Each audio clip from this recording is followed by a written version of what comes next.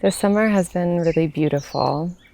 It's been really wet and the plants have been loving it, but unfortunately so have the slugs and a lot of other pests, which has been really devastating and kind of a lot of work.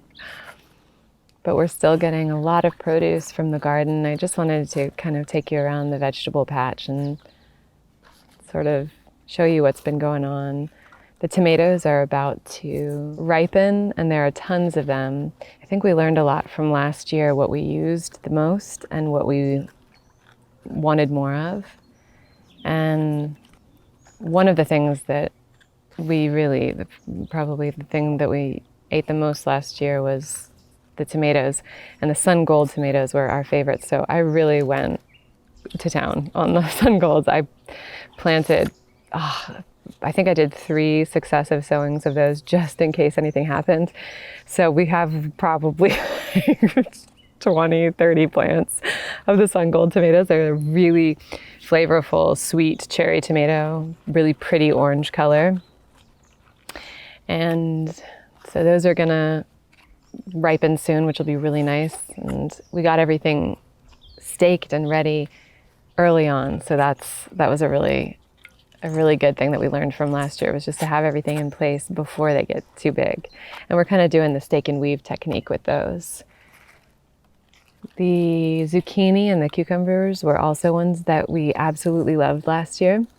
And unfortunately, they got powdery mildew last year. And so we enjoyed them for maybe about a month or a month and a half or something like that. And then all the plants slowly died. So this year I was like, I'm just going to plant tons of them. That just was sort of my answer to all the problems from last year, was just I'm going to plant so many of the varieties of stuff that we ate a lot. So we planted so many zucchini, and I think it's called Dunya zucchini, super quick growing, a green zucchini. And then the other one, green zucchini might sound obvious, but the other zucchini that we have is called Safari, I think, and it's a striped, sort of white and deep green zucchini. And that one takes a little bit longer, but it seems like they've pretty much caught up now.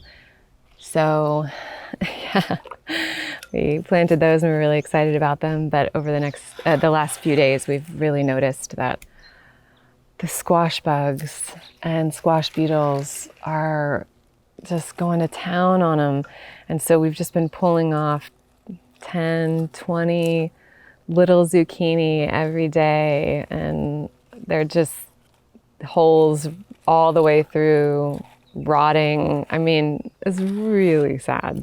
I know that might not sound that sad, but it is really, really sad when we put so much effort into them. Started the seeds inside when it was still cold outside, when the leaves hadn't fully leafed out and on the trees. So it's really sad. We really wanted to do eggplant this year, so we have a bunch of eggplants, and I think eggplants are a perfect kind of potager garden staple because they have these beautiful purple flowers. And so I've included a bunch of them in the cottage garden, which is sort of a potager garden. And a potager I believe is just where it's a vegetable patch, but there's also ornamentals in there. And so we have some eggplant, artichoke, kale, tomatoes, zucchini, cucumbers? No, tons of cabbage. Cabbage we have lining the whole walkway in the cabbage garden, the cottage garden. Oh my gosh, I'm so tired, you guys. As you can see, it's getting a little late. The cabbage garden. But yeah, the eggplants are beautiful, and we have one that's actually forming up, which is so pretty and so fun. So I'm really glad that we planted a bunch of those this year from seed. And then we have peppers and all that kind of stuff, which are also being eaten by the squash beetle, it looks like. So the birds need to get on it and start eating those. I think we're gonna try for the slugs, I think we're gonna try some garlic, like homemade garlic spray, just boiling some garlic. And we have to harvest our garlic anyway that we planted last year. And so maybe we'll make it out of that. We accidentally pulled up one and it was pretty small, which is kind of a bummer, especially when you have invested so much energy into it. You know, it's been in the ground for months and months, 8 months, I think. I think we planted it in October and November. But we planted lots of cauliflower, and it looks like it's starting to, you know, get ready. Some of the cauliflower looks like it's a purple variety. And that one seems like before it even gets this big, it's starting to go to seed, like starting to flower. So I don't know about all that, but I'm really excited to be able to cook with this. We planted so many potatoes, like a whole bed of potatoes, but then an entire row. I think it's like a 40-foot row of potatoes, different varieties, russets, Yukon Golds, purple varieties. So hopefully those do something. And then we got one beet today, which is nice. I think I'm going to use the stalks in either a soup or I might use them for a smoothie. But I mean, it's cute. It's little, this little guy. I'm just obviously washing the produce off, and then I'm going to take it inside and I'll give it another little rinse down, but just to make sure any of the bugs that are on here have a chance to get out, save themselves. It's really beautiful over there, and I'm loving it this year. I really am proud of all the changes that we've made. Oh yeah, we did so many peas. Our peas are just really wonderful this year. And this variety I actually got for the cottage garden because we have a few tripods in the new front borders. And I wanted the flowers to kind of match the color scheme in the cottage garden, which is pinks, purples, and whites and blues. But I didn't have any peas to plant out there. I thought I had ordered some to plant in the vegetable patch, but I didn't order any.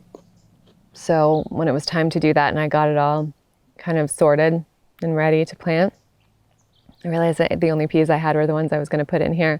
So I put them in there, but the problem was it says they get 8 to 10 feet tall. Oh, that was the owl. But yeah, we planted them over there thinking that because the peas that we planted over there last year, they produced a lot. We had a purple pea and a green pea. They produced a lot, but they stayed on the smaller, on the more diminutive side. So we just figured, they're not gonna get that big. We'll plant tons of them. We'll really go crazy on the planting, really heavy-handed, and, you know, hope that they do something. And oh wow, we planted a lot and we didn't give them enough room. I mean, they are easily 8 feet tall because they're starting to like curl in on themselves and kind of like fold downward.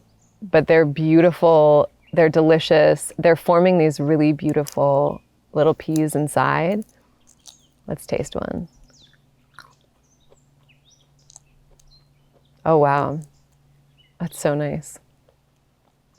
So yeah, these are, I think they say about peas that they never make it to the kitchen because they're just such an easy thing to sit and eat. But anyway, it's been nice. We have a lot of stuff for the compost pile. which is great. We have tons of lettuce that is now starting to bolt because it's getting hotter and hotter. And we have some purple basil, which is being eaten by something, but it's a really nice one and it smells really nice. And it's just beautiful. It's a really, really beautiful basil. And our nasturtiums, we have these kind of creamy yellow ones with the more orange throat. And then we have some of the Empress of India, which is a pretty popular one. And that one is this ridiculously rich red color, like a ruby red. And that one's really, really nice. I'm tempted to just do an entire bed in the vegetable patch of nasturtiums next year because I think they're so charming. But yeah, it's been a pretty good year so far. I'm harvesting some parsley. I'm probably going to dry this parsley, like hang it up in the kitchen to dry, just to have parsley for the winter time. It's been a really fun year in the garden so far. Productive, beautiful, and I'm sure I'll be sharing more with you about how the front, the cottage garden, everything is looking, because it's looking pretty dang good. And our dahlia started blooming. We have several dahlias, but the one that started blooming was the Thomas Edison. It's like a purple mauve color. It looks like our roses are going to start blooming again, the David Austins, so that'll be nice.